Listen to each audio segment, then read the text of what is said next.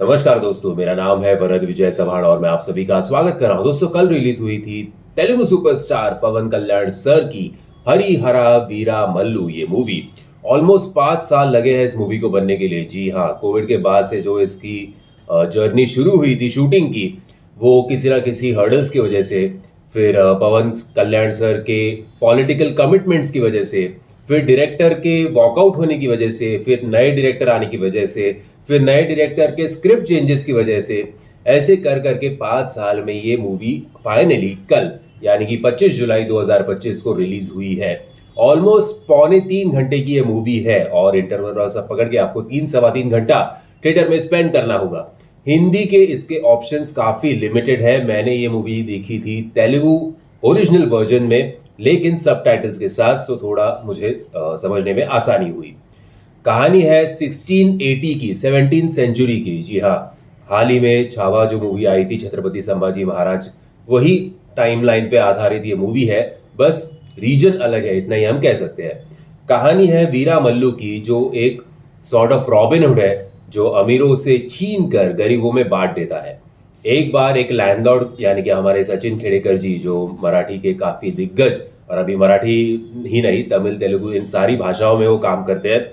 वो एक लैंडलॉर्ड होते हैं। उनके एक पार्ट ऑफ डील के जरिए वो एक हीरा चुराते हैं, लेकिन वो हीरा चोरी करते समय ये अपने वीरा मल्लू जी पकड़े जाते हैं। और उन्हें पकड़ता कौन है? तो गोलकोंडा के राजा उन्हें पकड़ते हैं। अब उस राजा के जेल से छूटने के लिए ये एक और डील बनाते हैं, और वो डील ये है कि वो औरंगजेब का काम किया है बॉबी देओल ने। औरंगजेब से कोहिनूर छुड़ा कर लाएंगे। अब क्या वो कोहिनूर छुड़ा पाएंगे, इसके ऊपर ये सारी कहानी आधारित है। अच्छा, उनकी एक लव स्टोरी भी है जिसका नाम है पंचमी, जिसका किरदार निभाया है निधि अग्रवाल ने। तो वो लव स्टोरी क्या है, वीरा मल्लू की बैक स्टोरी क्या है, और साथ ही में वेदा पंडित के साथ यानी कि हमारे सत्यराज जी के साथ उनका क्या नाता है, ये सारी चीजों को जानने के लिए इस मूवी को थिएटर में जाके जरूर देखना।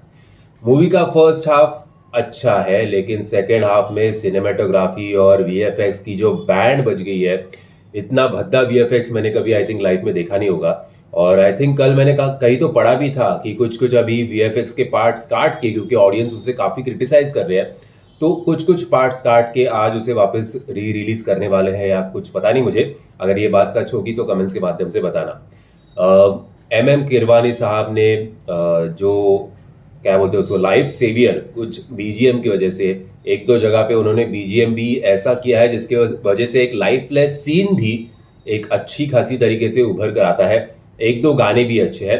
सिनेमेटोग्राफी फर्स्ट हाफ में अच्छी थी, लेकिन सेकंड हाफ में वीएफएक्स के साथ साथ सिनेमेटोग्राफी भी जो कोलैप्स हो चुकी है, उसका कोई तोड़ नहीं है। क्या हो गया था पता नहीं, लेकिन काफी निराश हुआ था। पवन कल्याण सर का कमबैक देखने के लिए मैं भी काफी उत्सुक था, लेकिन मजा नहीं आया।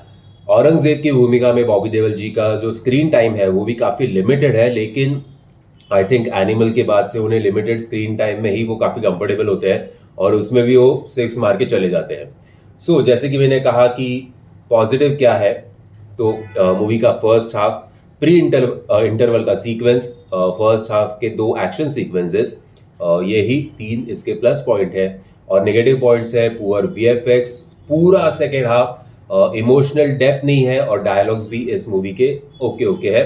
और ओवरऑल अगर आप एग्जीक्यूशन के बारे में बात करोगे, तो जैसे कि मैंने वीडियो के स्टार्टिंग में भी आपको कहा था कि ये 2020 में शुरू हुई थी, कोविड के टाइम से थोड़ा इधर उधर पकड़ लो, तो ऐसे लग रहा है कि अभी उस टाइम का ही एग्जीक्यूशन इस मूवी में किया गया है, ना कि 2025 का एग्जीक्यूशन है।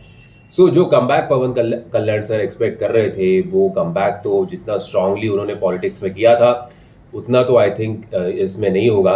हालांकि फर्स्ट डे का कलेक्शन 50 करोड़ के आसपास हो चुका है ऐसे बताया जा रहा है, लेकिन आज का सेकेंड डे का जो, अगर आपने सुबह सुबह इसका एडवांस बुकिंग या ओवरऑल कलेक्शन देखा होगा, तो वर्ड ऑफ माउथ से कभी कभी मूवी अच्छी चल जाती है, कभी कभी उसका कलेक्शन ड्रॉप हो जाता है। ठीक उसी प्रकार से इस मूवी का भी कलेक्शन ड्रॉप होना शुरू हो चुका है। इसका मतलब फैंस इस मूवी को रिजेक्ट करना चालू कर चुके हैं। मेरी तरफ से मैं इस मूवी को दूंगा 2.5 स्टार्स। आपने इस मूवी को देखा या नहीं? अगर देखा है तो आप मेरे ओपिनियन से एग्री करते हो या डिसएग्री करते हो, कमेंट्स के माध्यम से बताना। और अगर आपको ये वीडियो पसंद आया होगा तो याद से वीडियो को लाइक शेयर और चैनल को सब्सक्राइब करना मत भूलना। जय हिंद, जय महाराष्ट्र।